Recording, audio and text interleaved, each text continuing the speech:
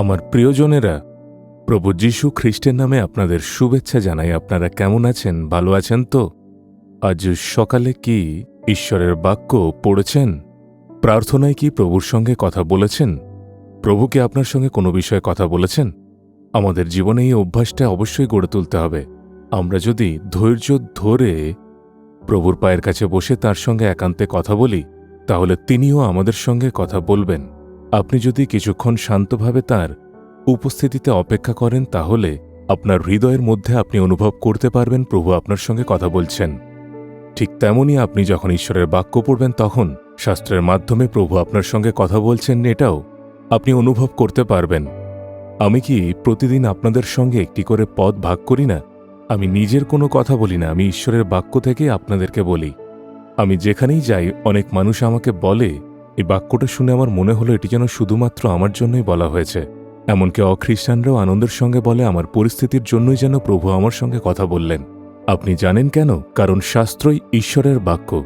ঈশ্বর তাঁর বাক্যের মধ্য দিয়ে আমাদের সঙ্গে কথা বলেন। তাই প্রতিদিন ভোরবেলা ঘুম থেকে উঠে প্রথমেই তাঁর উপস্থিতিতে বসুন এবং বিশ্বস্তভাবে তাঁর বাক্য শুনুন। আপনার সঙ্গে প্রভুর সম্পর্ক যত ঘনিষ্ঠ হবে, আপনি তত স্পষ্টভাবে বুঝতে পারবেন প্রভু আপনার সঙ্গে কি কথা বলছেন। একবার আপনি এই অভিজ্ঞতা লাভ করলে আর কখনো তাঁর কাছ থেকে দূরে যেতে চাইবেন না, বরং প্রভুর উপস্থিতিতে এসে তাঁর সাথে কথা বলার জন্য আপনি অধীর আগ্রহে অপেক্ষা করবেন।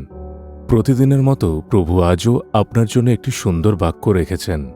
কি আপনি কি সত্যিই ভাবছেন আজ প্রভু আপনার জন্য কি বাক্য রেখেছেন? যিশায় তার 54 অধ্যায় 4 পদে প্রভু বলেন, ভয় করিও না, কেননা তুমি লজ্জা পাইবে না। প্রভু বলছেন, আমার মেয়ে, ভয় করো না, তুমি লজ্জিত হইবে না। আমার ছেলে, ভয় করো না, লজ্জিত হবে না। কোনো একটি বিষয়কে আপনাকে ভয় দেখাচ্ছে, আপনার কি মনে হচ্ছে সেই বিষয়ের কারণে আপনি হয়তো সকলের সামনে লজ্জিত হয়ে যাবেন?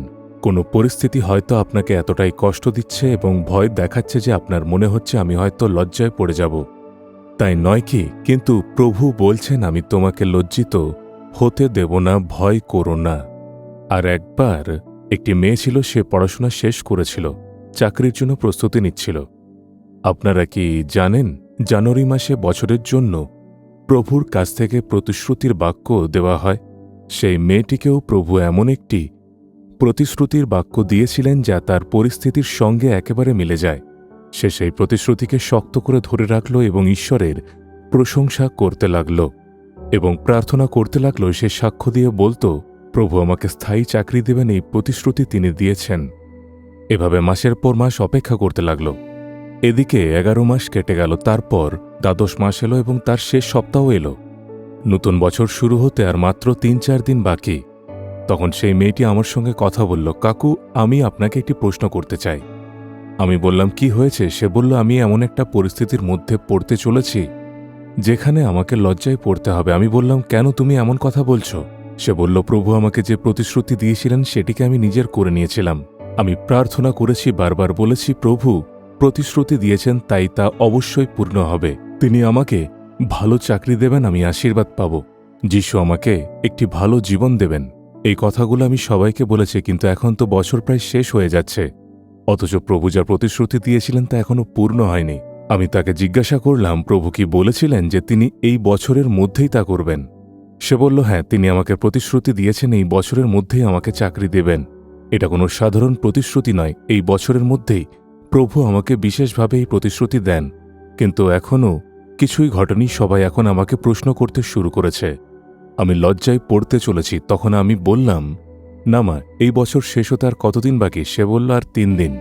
আমি বললাম, একদিনের মধ্যেও কি প্রভু অলৌকিক কাজ করতে পারেন না? তিনি তার বাক্য থেকে পরিবর্তিত হন না। তিনি কখনো তোমাকে লজ্জিত হতে দেবেন না। আর 3 দিন কি বাকি নেই? অপেক্ষা করো এবং দেখো, আশা ধরে রাখো। সে বলল, কাকু, আপনি কি বলছেন? এতদিনে যা হয়নি তা কি 3 দিনের মধ্যে ঘটবে? আমি বললাম, ঘটবেই। প্রভু কখনো তোমাকে লজ্জিত হতে দেবেন না। তিনি কি বলেননি এই বছরের মধ্যেই তা করবেন? তাহলে এই বছরের শেষ হওয়ার আগেই তা ঘটবে। সে বলল, সত্যিই কি? কিছুক্ষণ চিন্তা করে সে বলল, ধন্যবাদ প্রভু, আমি বিশ্বাস করি, ভরসা রাখি। ঠিক তেমনই ঘটল। সে বছর শেষ হওয়ার আগে মাত্র 3 দিনের মধ্যে একটি অলৌকিক ঘটনা ঘটল। একটি স্থায়ী এবং অত্যন্ত ভালো চাকরি সে পেল। সে বলল, প্রভু আমাকে চাকরির নিয়োগপত্র তার কাছে আসলো। সে যাদের বলেছিল তারাই তো তাকে প্রশ্ন করেছিল, কেন এখনো হয়নি? তুমি তো বলেছিলে, প্রভু প্রতিশ্রুতি দিয়েছেন, তাহলে এখনও কেন তা পূর্ণ হয়নি? কিন্তু প্রভু তাকে লজ্জায় ফেলেননি। তিনি অলৌকিক কাজ করলেন, তাকে সম্মান দিলেন এবং তাকে উন্নত করলেন।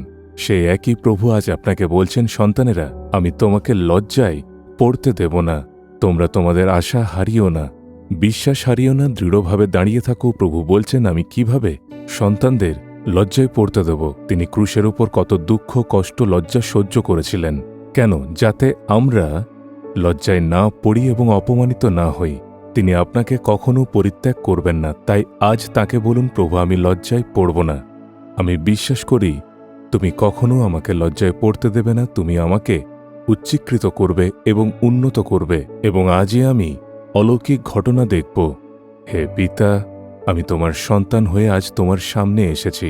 তুমি বলেছ, ভয় করো না, কারণ তুমি লজ্জিত হবে না। আমি বিশ্বাস করি তুমি কখনো আমাকে লজ্জায় পড়তে দেবে না। তুমি আমার জীবনে অলৌকিক কাজ করবে এবং আনন্দিত করবে। আমি বিশ্বাস করে সেই অলৌকিক কাজের প্রত্যাশা করছি। যিশুর নামে amen, amen. Jesus redeems Bengali YouTube চ্যানেলটি সাবস্ক্রাইব করুন,